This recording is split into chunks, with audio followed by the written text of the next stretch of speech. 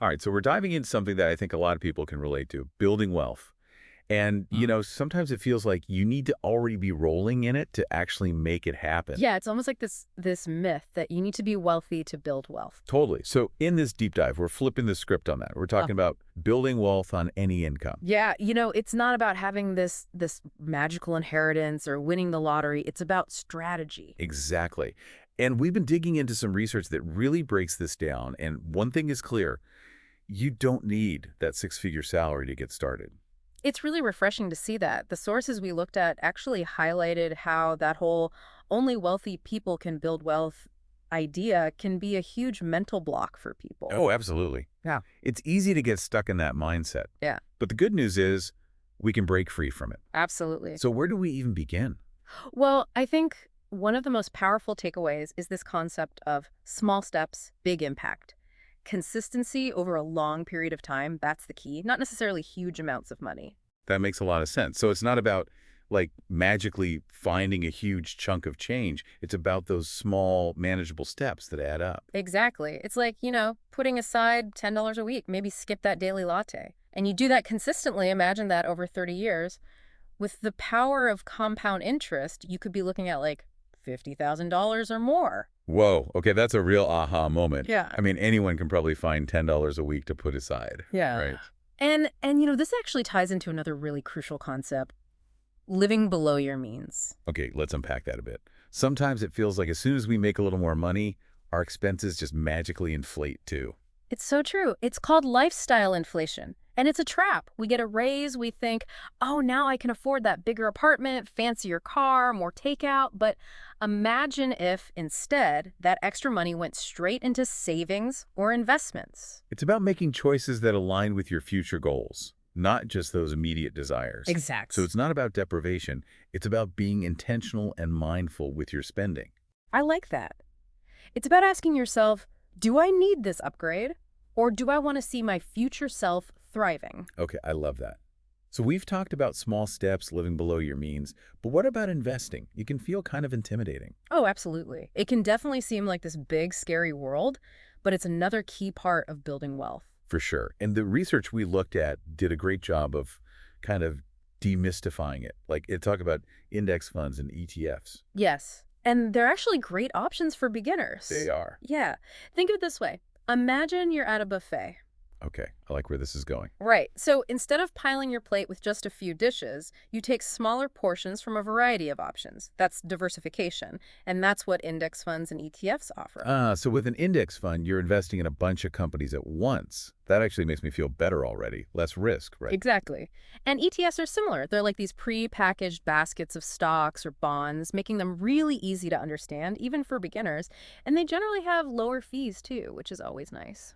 Okay, so no need to be a Wall Street whiz to start investing. Exactly. You can start small, dip your toes in with these options, and watch your money potentially grow over time. Exactly. It's about finding what you're comfortable with and taking that first step. Okay, so we're taking steps, we're dipping our toes. Now, how about we kick it up a notch?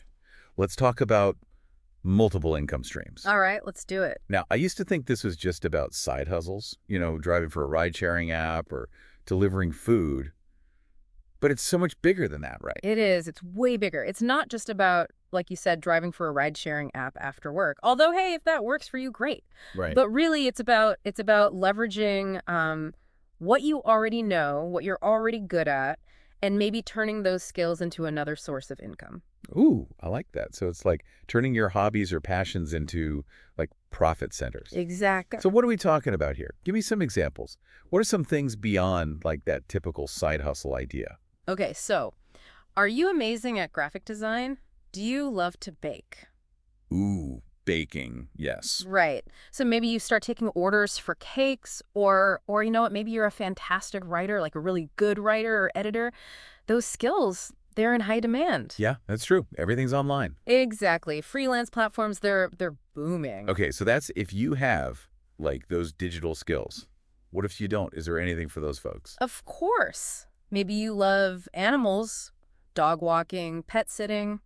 Or say you're really good with kids, tutoring. People pay a lot for good tutors these days. Right. Oh, or what about like gardening? Oh, there you go. Yeah, if you've got a green thumb. Exactly. Landscaping, selling plants. There's so much you can do. Okay, this is really making me think differently about my skills. That's the goal. It's like putting on those money-making glasses. Exactly. See your skills through a new lens. Yes. Okay, and here's another exciting avenue.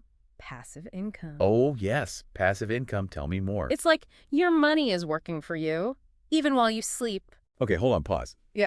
That sounds amazing, but also kind of impossible. Yeah. Is this really realistic for someone who's just starting out on their, wealth building journey?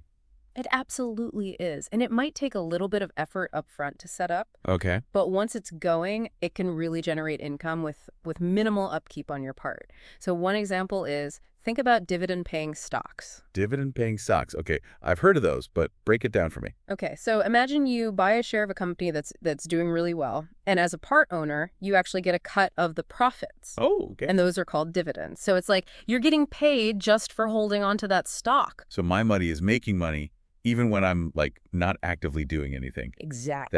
That is the dream. No.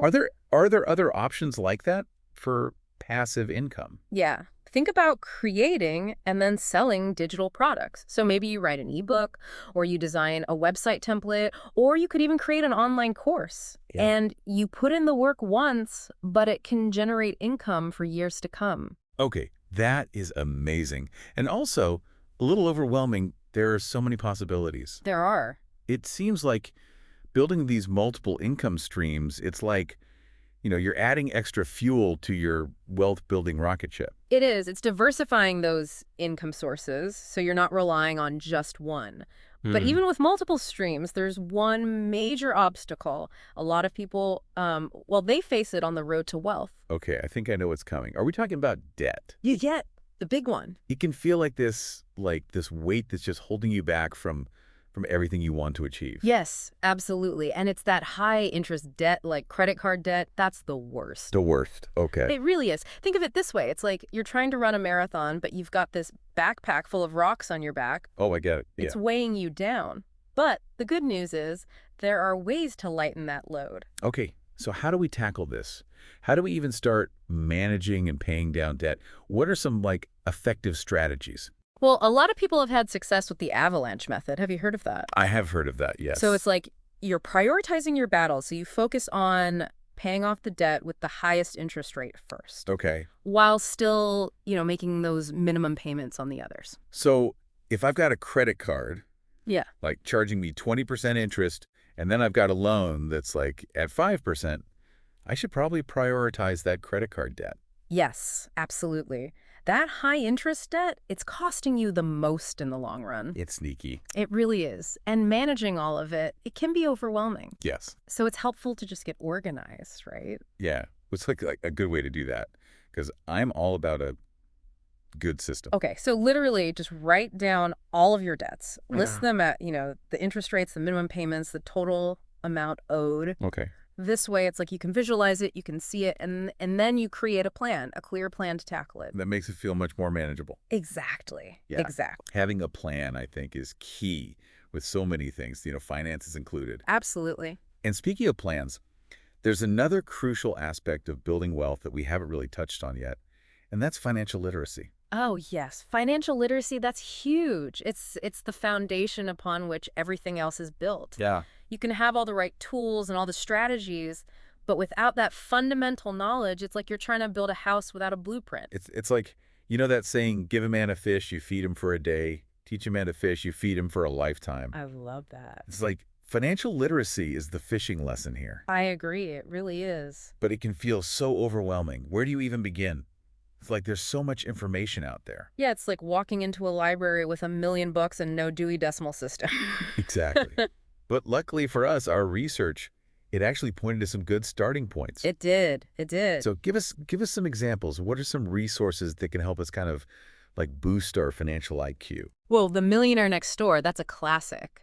And it's a classic for a reason, right? It really changes the way you think about who wealthy people actually are, and it's got so many good insights. Okay, The Millionaire Next Door, noted. Okay, what else? Your Money or Your Life, another great one. And that one's all about, aligning your spending with your values. which is, I think, incredibly powerful. It is, yeah.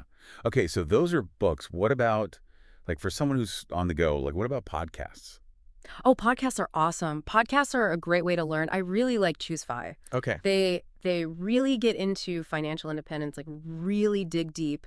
And then so Money is another one that covers a wide range of topics, but they do it in a way that's really fun to listen to. Okay, perfect. So we've got books, podcasts, like, any other, I don't know, secret weapons to becoming financially literate? Honestly, social media, it sounds kind of strange, But but there's so many finance experts out there sharing amazing advice for free. Just, always do your research, make sure that like the sources you're following are credible, you Yeah, know? right, right. It's like having a personal finance mentor, but in your pocket, on your phone. Exactly, exactly. Okay, so we've got our reading list, we've got our podcast queued up, we're ready to like scroll through social media and learn even more. But there's one more piece of the puzzle I want to make sure we hit on here, and that's the emergency fund. Oh, the emergency fund, yes, the financial safety net. It's so easy to keep putting it off, Yeah, it is. but it's so important. It is. And it always feels like something I can do later, but I'm realizing, like, even when we're talking about building long-term wealth, this has to be a priority. Why is that? Okay, so think of it this way. You're working hard, you're saving, investing, building those income streams, right? Right. And then life happens. Unexpected car repair, The worst. a medical bill. Who knows, right? And without an emergency fund, you're kind of forced to either like dip into your savings or even worse, go into debt. And it just derails all that hard work you've been putting in. Okay, that's a really good point. It's like protecting all the progress you've made. Yeah. So how much should we be aiming for in our emergency fund? So generally, a good rule of thumb is, 3 to 6 months worth of your living expenses. Okay. I know it sounds like a lot, It does. but it really is about having that peace of mind. That's a really good way to frame it. It's not just about having this like huge pile of money sitting around. It's about knowing you have that buffer. So if life throws one of those curveballs, you don't have to like completely go off track. Exactly. You can handle it. You've got it covered. You got it. And, just like with investing, you don't have to start with this huge amount. Even if it's $50 a month, it's about building that habit, watching it grow over time. Okay, so I'm noticing a theme here. Yeah. And it seems like this is really the key to everything we've talked about today. It's consistency and discipline. You got it. Building wealth, managing your debt, becoming financially literate, all of it, it comes down to those small, consistent actions over time. It's not a get-rich-quick scheme. It's a get-rich-slow scheme. That's it. It's a marathon, not a sprint. Yes, exactly. And, just like a marathon, enjoying the journey, it's just as important as crossing the finish line. I love that. So as we wrap up this deep dive on building wealth, I want to leave our listeners with this. What's one small step that you can take today to start moving towards that more secure financial future? Maybe it's setting up that $10 automatic transfer. Maybe it's finally looking into those investing options. Maybe it's cracking open one of those books that we talked about. Whatever it is, take that action because your future self will thank you.